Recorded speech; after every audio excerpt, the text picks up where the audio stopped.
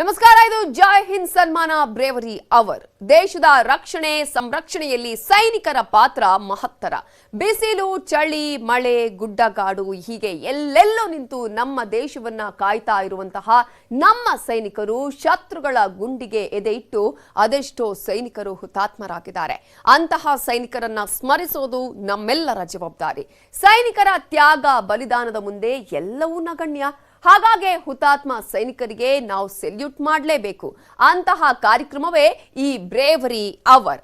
ಈ ಕಾರ್ಯಕ್ರಮದ ಸ್ಪಾನ್ಸರ್ಗಳನ್ನ ನಾವು ನೋಡ್ತಾ ಹೋಗೋದಾದ್ರೆ ಪ್ರಾಯೋಜಕರು ಕೋಪವರ್ಡ್ ಬೈ ಎಪಿ ಪ್ರಾಪರ್ಟೀಸ್ ಮತ್ತು ಬೆನಕಾ ಗೋಲ್ಡ್. ಸ್ಪೆಷಲ್ ಪಾರ್ಟ್ನರ್ ನಮ್ಮ 11, health partner Satpushti noni, beverage partner Kothas coffee.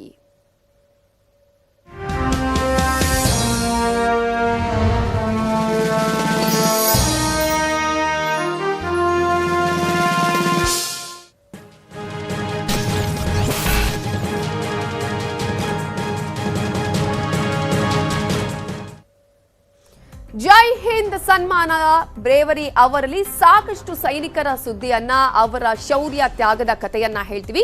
ಆದ್ರೆ ಅದಕ್ಕಿಂತ ಮುಂಚೆ ಸಾಕಷ್ಟು ಪ್ರಮುಖ ಸುದ್ದಿಗಳಿವೆ, ಅದನ್ನ ಒಂದೊಂದಾಗಿ ನೋಡ್ತಾ ಹೋಗೋಣ. ಶಿರಾ ಕ್ಷೇತ್ರವನ್ನ ದತ್ತು ಪಡೆದು ಅಭಿವೃದ್ಧಿ ಮಾಡ್ತೇನೆ, ಶಿರಾದ ಸರ್ವತೋಮುಖ ಅಭಿವೃದ್ಧಿಗೆ ಶ್ರಮ ವಹಿಸ್ತೇನೆ ಅಂತ ಹೇಳಿ ನ್ಯೂಸ್ 18 ಕನ್ನಡಕ್ಕೆ ಮಾಜಿ ಪ್ರಧಾನಿ ದೇವೇಗೌಡರು ಹೇಳಿಕೆಯನ್ನ ಕೊಟ್ಟಿದ್ದಾರೆ. ಶಿರಾದ ಸರ್ವತೋಮುಖ ಅಭಿವೃದ್ಧಿಗಾಗಿ ನಾನು ಶ್ರಮವನ್ನ ವಹಿಸ್ತೇನೆ ಅಂತ ಹೇಳಿ ನ್ಯೂಸ್ 18 ಕನ್ನಡಕ್ಕೆ ಮಾಜಿ ಪ್ರಧಾನಿ HD ದೇವೇಗೌಡರು ಹೇಳಿಕೆಯನ್ನ ಕೊಟ್ಟಿದ್ದಾರೆ. ಯಡಿಯೂರಪ್ಪ ಅವರು ನೀರು ತುಂಬಿಸ್ತೇನೆ ಅಂತ ಹೇಳಿದ್ದಾರೆ. ಯಡಿಯೂರಪ್ಪ ಕೆರೆಗೆ ನೀರು ಎಲ್ಲಿಂದ ತರ್ತಾರೆ ಅಂತ ಹೇಳಿ ಸಿಎಂಗೆ ಮಾಜಿ ಪ್ರಧಾನಿ ದೇವೇಗೌಡರು ಪ್ರಶ್ನೆ ಮಾಡಿದ್ದಾರೆ. ಶಿರಾ ಅಖಾಡದಲ್ಲಿ ದೇವೇಗೌಡರು ಪ್ರಚಾರ ಮಾಡುವಂತಹ ಸಂದರ್ಭದಲ್ಲೇ ನ್ಯೂಸ್ 18 ಜೊತೆ ಮಾಜಿ ಪ್ರಧಾನಿ ಮಾತನಾಡಿದ್ದಾರೆ. ನ್ಯೂಸ್ 18ನ ಎಕ್ಸ್ಕ್ಲೂಸಿವ್ ಸಂದರ್ಶನದಲ್ಲಿ ಸಾಕಷ್ಟು ವಿಚಾರಗಳನ್ನ ಹೇಳಿದ್ದಾರೆ. ಶಿರಾ ಅಖಾಡದಲ್ಲಿ ದೇವೇಗೌಡರ ಪ್ರಚಾರ ಆಗ್ತಾ ಇದ್ರೆ, ಇನ್ನೊಂದ್ ಕಡೆ ನ್ಯೂಸ್ 18 ಜೊತೆ ದೇವೇಗೌಡರು ಅದೇ ಸಂದರ್ಭದಲ್ಲಿ ಸಂದರ್ಶನದಲ್ಲಿ ಮಾತನಾಡಿದ್ದಾರೆ. ಹಾಗಾದ್ರೆ ಏನ್ ಹೇಳಿದ್ದಾರೆ ಮಾಜಿ ಪ್ರಧಾನಿ ದೇವೇಗೌಡರು ಅನ್ನೋದು ಬಹಳ ಕುತೂಹಲ ಕೂಡ ಇದೆ. ಶಿರಾ ಅಖಾಡದಲ್ಲಿ ಒಂದ್ ಕಡೆ ಈಗಾಗಲೇ ಸಾಕಷ್ಟು ಹಣಾಹಣಿಗಳು ನಡೀತಾ ಇದೆ. ಮೂರು ಪಕ್ಷಗಳ ನಡುವೆ ಪ್ರಚಾರ ಬಹಳ ಜೋರಾಗಿ ಸಾಗ್ತಾ ಇದೆ. ಆದ್ರೆ ಇದೇ ಸಂದರ್ಭದಲ್ಲಿ ಅಭಿವೃದ್ಧಿಯ ಮಂತ್ರ ಕೂಡ ಅಲ್ಲಿ ಆಗ್ತಾ ಇದೆ. ಮೊದಲೂರು ಕೆರೆಯ ವಿಚಾರಗಳು ಪ್ರಸ್ತಾಪ ಆಗ್ತಾ ಇದೆ.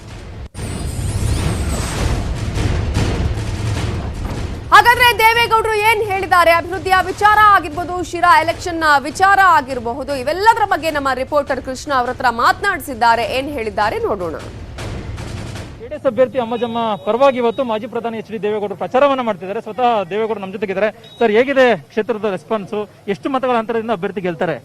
ಎಷ್ಟು ಅಂತರದಲ್ಲಿ ಗೆಲ್ತಾರೆ ಅನ್ನೋದು ನಾನು ಬೇರೆಯವ್ರ ಥರ ಮಾತಾಡೋದಿಲ್ಲ. ಯಾವಾಗಲೂ ಮತದಾರ ಬಂಧುಗಳು ಅವರ ಮನಸ್ಸಿನ ಭಾವನೆಯನ್ನು ಹೊರಹೊಮ್ಮೆ ಹೇಳೋದಿಲ್ಲ. ಅವರು ಚುನಾವಣೆ ದಿನಲೇ ಗೊತ್ತಾಗಬೇಕು. ಇದು ನನ್ನ 60 ವರ್ಷದ ರಾಜಕೀಯದ ಅನುಭವ. ಇದು ಮಿಸ್ಟೇಕ್ ಮಾಡ್ಕೋಬೇಡಿ.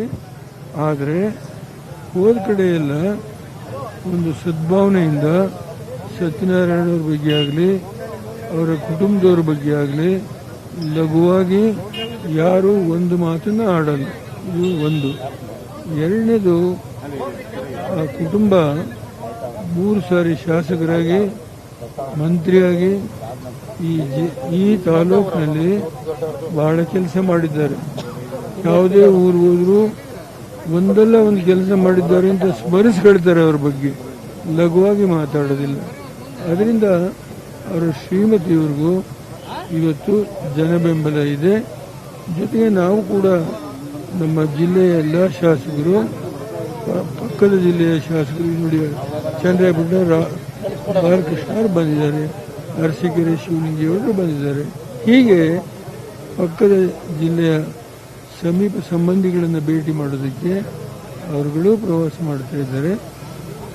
ನನ್ನ ಒಂದು ಈ ವಾತಾವರಣ ಏನಿದೆ, ಆ ತಾಯಿ ಗೆಲ್ಲೋದ್ರಲ್ಲಿ ಅನುಮಾನ ಇಲ್ಲ. ಅಭಿವೃದ್ಧಿಗೆ ಅಮ್ಮಜಮ್ಮನ ಕೈಲಿ ಮಾತಾಡೋಕ್ಕಾಗಲ್ಲ ಅಂತ ಸಿದ್ದರಾಮಯ್ಯ ಒಂದ್ ಕಡೆ ಟೀಕೆ ಮಾಡಿದ್ರೆ, ಮತ್ತೊಂದು ಕಡೆ ಯಡಿಯೂರಪ್ಪ ಅವರು ನಾನು ಮಾತಾಡಿದ್ರು ಸರ್, ಮೊದಲೂರು ಕೆರೆಗೆ ನೀರು ಹರಿಸ್ತೀನಿ, ಮತಗಳನ್ನು ಹಾಕಿದ್ರೆ ಅನ್ನುವಂಥದ್ದು.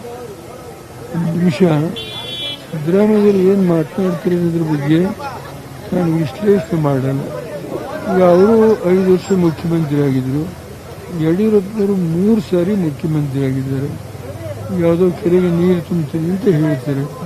ನೀರು ಎಲ್ಲಿಂದ ಬರುತ್ತೆ ಅನ್ನೋದು ಮೊದಲು ಯೋಚನೆ ಮಾಡಿದ್ದಾರೆ. ಅವ್ರ ಮಾತುಗಳಿಗೆ ಹಣದ ಶಕ್ತಿ ಇದೆ, ಅಧಿಕಾರದ ಶಕ್ತಿ ಇದೆ, ಮಾತನಾಡ್ಬೋದು, ತೀರ್ಮಾನ ಮಾಡೋದು ಅಂತಿಮವಾಗಿ ಮಹಾಜನತೆ. ಇದಿಷ್ಟು ಮಾಜಿ ಪ್ರಧಾನಿ ಎಚ್ ಡಿ ದೇವೇಗೌಡರು ಮಾತಾಗಿರುವಂತದ್ದು. ಪ್ರಾದೇಶಿಕ ಪಕ್ಷವನ್ನು ಉಳಿಸಿಕೊಳ್ಳುವಂತ ನಿಟ್ಟಿನಲ್ಲಿ ಈ ಒಂದು ಫಲಿತಾಂಶ ಅನಿವಾರ್ಯವನ್ನು ಮಾತನ್ನ ಹೇಳ್ತಿರುವಂತದ್ದು. ಕ್ಯಾಮರಾ ಪರ್ಸನ್ ವಿಶ್ವನಾಥ್ ಅವರ ಜೊತೆಗೆ ಕೃಷ್ಣಜೀವಿ, ನ್ಯೂಸ್ 18 ಕನ್ನಡ, ಶಿರಾ.